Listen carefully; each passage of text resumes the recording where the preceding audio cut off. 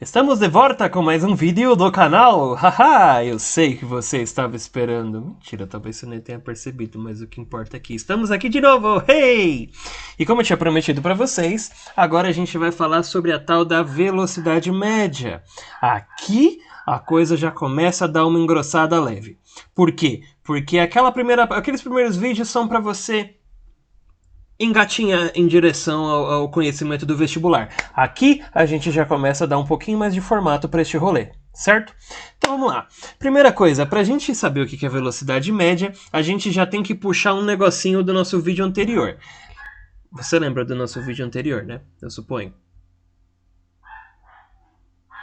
Supondo que você se lembra, então no vídeo anterior a gente tinha falado sobre a vibe do deslocamento. Então agora o que a gente vai fazer? A gente vai subir um nível. O que é subir um nível nisso aí? A gente vai saber o quão rápido uma coisa pode se deslocar, que é justamente a definição que a gente precisa para o nosso dia. A ideia da velocidade média nada mais é do que o quão rápido alguma coisa se desloca. Só que aqui a gente já precisa ter nosso primeiro pensamento fora da caixinha. Se eu estou falando de uma vibe de rapidez, então isso já precisa envolver na sua cabeça a noção de tempo. Então ele é um cara novo que vai brincar aqui com a gente. A ideia do tempo, a ideia da duração, a ideia de quanto tempo leva para que alguma coisa aconteça. Até porque... Vamos pensar um bocadinho. Vamos pegar esse primeiro desenho aqui, porque dessa vez eu deixei ela pronta para ver se ela fica mais rápida. Ela fica mais rápida. Vamos pensar num movimento que se procede numa linha reta. Uma linha reta na direção de x, ok? Vamos imaginar um corpo que passa por um ponto A e depois por um ponto B. Então isso significa que ele saiu de uma posição A para uma posição B, e por conta disso, ele teve um deslocamento ΔS. ΔS esse que vai ser calculado como? Fazendo a posição final menos a posição inicial. Até aqui, nada novo, nenhuma surpresa, tudo é festa. Só que agora a gente vai colocar mais um ingrediente no nosso bolo. O que vai ser isso? Se uma coisa se desloca, a gente tem o costume de pensar que, dependendo de quanto tempo levou para que esse deslocamento acontecesse, estamos falando de um objeto, de um móvel rápido, ou estamos falando de um móvel que é devagar. Claro que são conceitos puramente relativos, então eles dependem única e somente da sua opinião, mas ainda assim existe o parâmetro da comparação.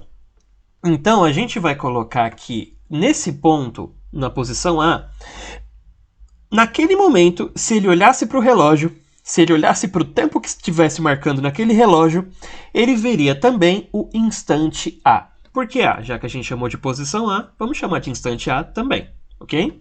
E quando ele passasse pelo ponto B, e ele olhasse também no relógio, ele ia perceber que naquele instante estaria marcando um instante B. O que é um instante? Aí entramos num conceito um pouquinho mais complicado, né? Mas podemos falar disso também. Então, já que a gente chamou as nossas posições de S por conta de space, a gente vai chamar os nossos tempos de T por conta de time. Eu não preciso escrever time, né? Acho que mesmo que a gente pense em português já tá bom, porque é T de qualquer forma. A ideia é que se houve uma variação de espaço, dentro dessa variação de espaço houve uma variação de tempo. Vou dar esses segundos para vocês pensarem se a variação de espaço é ΔS, como será que vai ser a variação de tempo? Toma uns segundos aí para você refletir. Vamos ver. Se a gente está pensando em rapidez, a gente precisa pensar o seguinte, a gente precisa correlacionar essa ideia de deslocamento e tempo de forma que ele me forneça um valor que me defina essa tal da velocidade. Como que a gente vai definir isso? A gente vai definir a partir dessa lógica aqui. A nossa velocidade média, Vm, ela vai ser a razão, lembra sempre, divisão é o procedimento de razão. A razão entre o deslocamento e a duração que aquele deslocamento teve. Então, sim, utilizamos o delta de novo. Na verdade, sempre que a variação for algo importante, lá vem delta. E aí? Certo? Então, o nosso deslocamento é em função da nossa duração total do movimento, ok? Só que agora eu vou começar a pentelhar um pouquinho mais vocês com relação em como a gente vai medir isso. As unidades que a gente vai usar. Então, o nosso deslocamento a gente costuma medir como? Em todas as unidades e subunidades do metro. E, por sinal, não queria dar spoiler,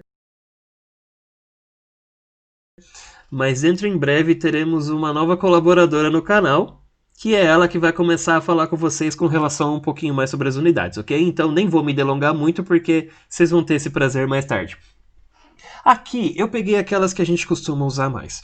Então o centímetro, que não é tão comum assim, o metro, que é um tal de SI, e o quilômetro, que é a unidade mais comum de aparecer nos nossos exercícios de vestibular, e não só nisso, como no nosso cotidiano também. Quando a gente pensa em carros andando em estradas, é muito comum que a gente pense na quilometragem. Ok? Agora, a duração total do movimento, o tempo que ele vai levar, a gente também tem algumas unidades. A gente tem o segundo, a gente tem o minuto e a gente tem a hora. Por que que eu me arrastei um bocadinho no minuto? Porque ninguém gosta do minuto. Ninguém gosta do minuto. Minuto, a nível de vestibular, é uma unidade lixo. Se possível, evite o minuto com todas as suas forças e só use minuto se por alguma razão o exercício te pedir. Caso contrário, corra, ok? E horas, que é o mais comum. Aí você fala, mas espera, comum? Por que essas unidades são comuns? Quilometragem já expliquei para vocês, agora horas. Vamos tentar pensar um bocadinho aqui, fora da caixa. Quando eu associo um deslocamento em quilômetros com uma duração de tempo em horas, e eu faço a razão entre essas duas unidades, eu tenho o quilômetro por hora. Unidade essa que com certeza você já ouviu, ela é muito usada para falar sobre velocidade. Ah, tal carro estava a tantos quilômetros por hora. Agora você já entendeu de onde vem. Tanto é que normalmente na física e na matemática, quando a gente fala por, a gente está dentro ainda da ideia de razão. Vocês vão perceber com o passar desse curso, tá? Será que eu chamo isso de um curso? Nossa, que pretensão, né? Enfim, quilômetros por hora é o mais comum. Só que o metro e o segundo, eles têm um negocinho mais especial aqui no nosso coração, tá? O que é esse tal desse SI? É o Sistema Internacional de Unidades e Medidas. O que isso quer dizer? É a unidade que a gente usa para padronizar as coisas. Então, quase todos os países utilizam o metro e o segundo, são o famoso sistema métrico, e todos eles usam isso porque aí, independente de onde você estiver, você é capaz de entender a informação e os estudos ficam mais simples de serem passados de ponto a ponto. Tem lugares que não usam metro? Tem. Eles são importantes? Depende do que você classifica importantes. Sinceramente, é o tipo de informação que eu não acho relevante de vocês saberem. E mesmo que uma outra unidade possa aparecer, alguma unidade mais bizarra, como a milha, a légua, a jarda, a polegada, normalmente, se for uma questão de vestibular, ela vai te dar informações sobre quanto valem essas unidades bizarras. Então, por exemplo, falar para vocês que uma polegada, um pol, é aproximadamente 2,54 centímetros. Tá, legal, você quer decorar? Beleza, só que se você está se preparando para o vestibular, saiba o que é interessante decorar e o que não é. E esse é o tipo de coisa que não é, porque se ele for cobrado, ele vai ser explicado. Principalmente se a prova em questão for o Enem. Tudo bem que o Enem está sofrendo umas mudanças meio bruscas, mas eu ainda acredito no coração dele. Vamos ver no que isso vai dar, certo? Então, legal. A unidade da nossa velocidade, então, como vocês devem ter percebido, está sempre relacionada com a unidade que o deslocamento tem e a unidade que o tempo tem também. Então, eu poderia até fazer uma mistura dessas unidades. Se eu misturasse, por exemplo, o metro com uma hora, eu teria um metro por hora. Se eu misturasse o quilômetro... tá bom, vai com um minuto. Eu teria um quilômetro por minuto. Nada impede. Assim como eu posso utilizar de outras unidades de tempo. Por exemplo, ano ou dia. É o tipo de coisa que pode acontecer, tá bom? É só que você, assim, considerar que você tenha o bom senso de saber como essas unidades de tempo se correlacionam. Mas como eu disse, aguardem que surpresinhas boas estão a caminho. Ah! Então legal. Só que percebam a entonação do termo. VM é uma velocidade média. O que isso quer dizer? Isso quer dizer que é como se fosse um cálculo aproximado da velocidade se a gente fosse pensar no trajeto como um todo. E isso quer dizer... Caneta colorida! Vocês estão entendendo? Caneta colorida. Pega a caneta colorida. Pega as estábulo doido aí. Isso quer dizer que o que acontece no meio do caminho, o que acontece dentro do intervalo que está sendo pedido, não é importante. O que é importante é o começo, o fim e a distância entre eles. Só. Ah, mas professor, e se teve uma parada no meio do caminho? Ah, e se de repente o carro do motorista lá quis fazer um racha no meio da Avenida São Miguel? Ah, mas e se de repente o negócio virou Velozes e Furiosos? Ah, e alguém quis fazer uns drift louco aí? C'est la vie, mon amour, c'est la vie, porque nada disso é importante. De verdade.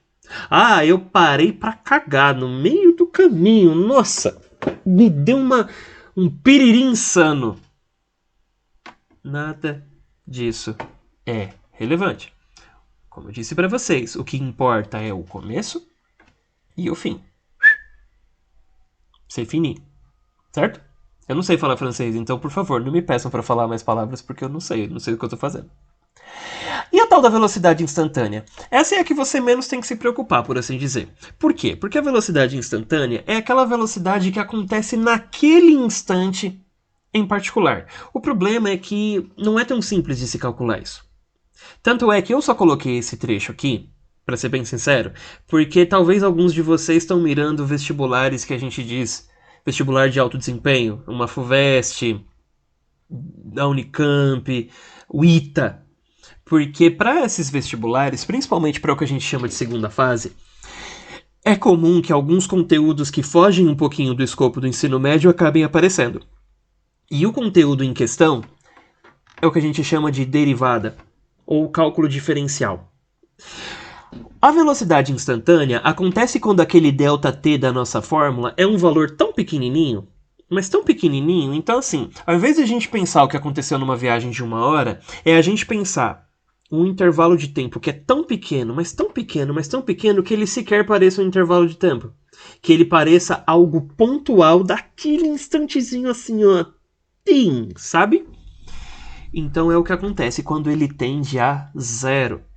Tanto é que isso aqui é a forma que a gente chama de limite. É o limite do deslocamento quando o tempo tende a zero. Ah, mas professor, você não colocou delta. É porque no cálculo diferencial integral, quando os valores realmente tendem a ser muito pequenos, a gente usa esse d de diferencial. Eu não vou me esmiuçar muito nisso, porque isso talvez eu faça num vídeo à parte, só pra galera realmente hardcore, sabe? Eu não acho que esse é o tipo de coisa que você vai se preocupar agora. Vou ensinar jeitos de você fazer essa tal dessa derivada de uma forma mais simples, mas isso também é para uma próxima matéria. Aqui eu só quero que você entenda que a velocidade instantânea é aquela que acontece no menor intervalo de tempo possível. Certo? Tá. Então vamos lá. Agora, e os sinais de velocidade? Sim, se você lembra do nosso deslocamento, velocidade também tem sinais. Acho que essa luz está muito na minha cara, né? Tá tipo colocando um brilho na minha careca aqui. Deixa eu colocar meu... bem melhor. Velocidade também tem sinais.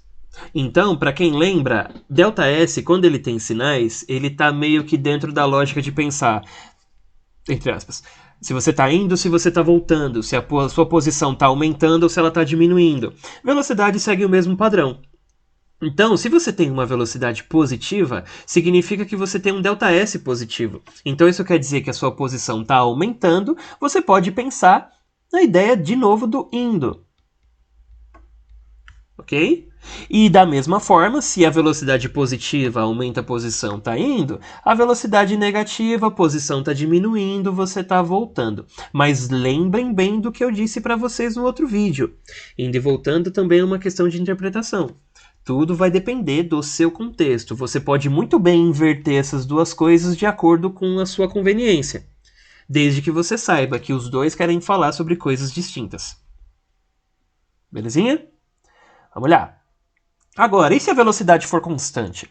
Se a velocidade for constante, a gente vai entrar num negócio totalmente especial, que por sinal o próximo vídeo também vai ser inteiro sobre isso, que é a ideia do movimento uniforme. Uniformidade dentro da física tem justamente a ver com a ideia da constância. Tem a ver com alguma variável do processo, tem a ver com alguma grandeza do processo que não se altera com o passar do tempo. Ok? Nesse caso, quem não se altera é a velocidade. E como que eu faço para verificar se um movimento é ou não uniforme? É só você perceber se os ΔS, quando eles tiverem o mesmo tamanho, se eles acontecem nos mesmos ΔT. Então seria mais ou menos assim. Se no intervalo entre 1 e 2 segundos você andou 10 metros, no intervalo entre 2 e 3 segundos você também tem que andar 10 metros e assim por diante. Então você vai andar sempre mesmos deslocamentos em mesmos intervalos de tempo. Não, como eu disse, eu não vou ficar esmiuçando aqui porque o próximo vídeo vai ser inteiraço disso. E fiquem atentos porque ele é um vídeo muito importante, ok? Agora, os exemplos, eu confesso que